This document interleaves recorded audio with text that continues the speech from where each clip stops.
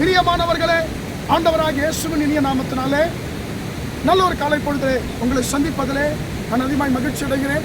இந்த நாள் முழுவதுமாக கர்த்தர் உங்களோடு கூட இருந்து உங்களுக்கு ஜெயத்தை கொடுப்பாராக. அன்பான தேவனுடைய பிள்ளைகளே, மழை பெய்து கொண்டிருப்பதனால என்னால் வேதத்தை வாசிக்க முடியலை. யோபுவின் புஸ்தகம் 42ஆம் அதிகாரம் 2ஆம் வசனம் இப்படியாக சொல்லுகிறது: தேவரீ சகலத்தையும் செய்ய வல்லவர், நீ செய்ய நினைத்தது தடைபடாது என்பதை அறிந்திருக்கிறேன் என்று சொல்லி யோபு சொல்லுகிறார். அன்பான பிள்ளைகளே, நம்முடைய வாழ்க்கையிலே கர்த்தர் ஒரு காரியத்தை செய்ய சித்தம் கொள்ளுவார் என்று சொன்னால், அன்பான பிள்ளைகளே, அதை யாருமே தடுக்க முடியாது. அன்பான பிள்ளைகளே, இந்த வார்த்தையை யோபு சொல்லும் பொழுது அவருடைய சூழ்நிலை என்ன என்று சொல்லி பார்ப்போம் என்று சொன்னால், எல்லாவற்றையும் இழந்த ஒரு சூழ்நிலை. தன் பிள்ளைகளை இழந்திருக்கிறார், தன் ஆஸ்தியை இழந்திருக்கிறார், நூற்றுக்கணக்கான வேலைக்காரர்களை இழந்திருக்கிறார், தன் சரீர சுகத்தை இழந்திருக்கிறார், தன்னுடைய நண்பர்கள் அவரை பரியாசம் பண்ணுகிறார்கள். எல்லாவற்றையும் இழந்து போன அந்த நிலையிலே அவர் சொல்லுகிறார்: ஆண்டவரே, நான் எல்லாவற்றையும் இழந்து போனாலும் எனக்கு ஒரு நம்பிக்கை உண்டு, நீர் என்னுடைய வாழ்க்கையிலே சகலத்தையும் செய்ய வல்லவர், நீர் என் வாழ்க்கையிலே சகலத்தையும் செய்ய வல்லவர், நீர் என் வாழ்க்கையிலே என்னை ஆசீர்வதிக்க சித்தம் கொள்ளுவீர் என்று சொன்னால் அதை தடுப்பதற்கு ஒருத்தருக்கும் முடியாது, அதை தடுக்க யாராலும் முடியாது என்று சொல்லி அவர் விசுவாச வார்த்தை சொல்லுகிறார். அன்பான பிள்ளைகளே, இன்றைக்கு நம்முடைய வாழ்க்கையிலே ஒரு சின்ன ஒரு இழப்பு வந்த உடனே நமக்குள்ள ஒரு முறுமுறுப்பு வந்து விடுகிறது. ஐயோயோ, என்னுடைய வாழ்க்கையில ஆண்டவர் என்னை கைவிட்டு விட்டாரே என்றதான ஒரு முறுமுறுப்பு வந்து விடுகிறது.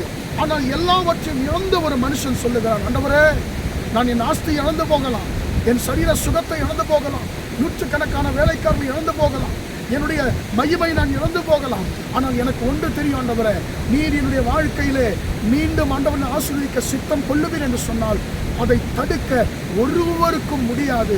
நீ சகலத்தையும் செய்ய வல்லவர் ஆண்டவரே, நீ செய்ய நினைத்தது தடைபடாது என்று சொல்லி அவர் சொல்லுகிறார். அன்பான பிள்ளைகளே, என்ன நடந்தது? அவருடைய வாழ்க்கையிலே அவர் எதை விசுவாசித்தாரோ அதே கர்த்தர் செய்தார்.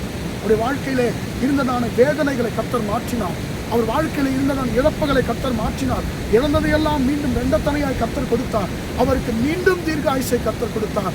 அந்த அன்பான அருவருப்பான சரீரத்தோடு இருந்த அந்த மனுஷனை கர்த்தர் சுகமாக்கி அழகான பிள்ளைகளை கர்த்தர் கொடுத்தார். அன்பான பிள்ளைகளே, இழந்து போன எல்லாவற்றையும் கர்த்தர் ரெண்டத்தனையாக யோபுக்கு கொடுக்க காரணம் என்ன தெரியுமா? யோபுடைய விசுவாச அறிக்கை. யோபுடைய விசுவாச அறிக்கை.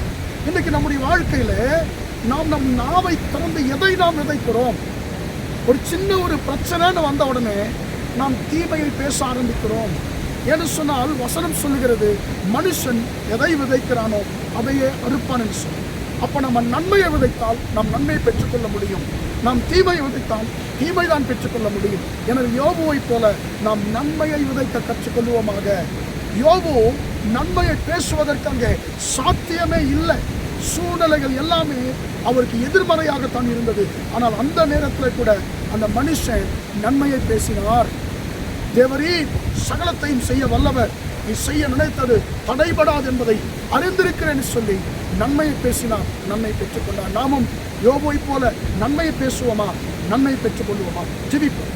இரக்கமுள்ள தகப்பனே, உண்மை நன்றியோடு துதிக்கிறோம், ஸ்தோத்திரிக்கிறோம் ஐயா. இம்மட்டுமாக இந்த வார்த்தைகளை கேட்ட உங்களுடைய பிள்ளைகளை கர்த்தாவே நீர் ஆசீர்வதியும் ஆண்டவரே.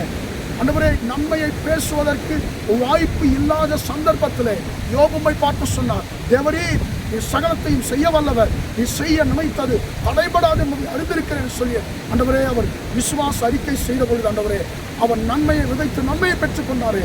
நாங்களும் ஆண்டவரே நன்மையை விதைத்து நன்மையை பெற்றுக்கொள்ளக்கூடிய அந்த கிருபை தருவீராக. இந்த வார்த்தைகளை கேட்டுக்கொண்டிருக்கிற ஒவ்வொருவருக்கும் ஆண்டவரே அப்பா, இந்த ஆண்டவரே நன்மை பேசுகிற நாவை தந்தருளும்படியா ஜெபிக்கிறேன்.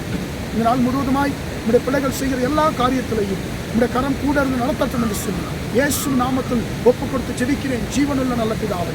ஆமென், ஆமென். பிரியமானவர்களே, கர்த்தர் உங்களை ஆசீர்வதிப்பாராக. Praise the Lord, praise the Lord.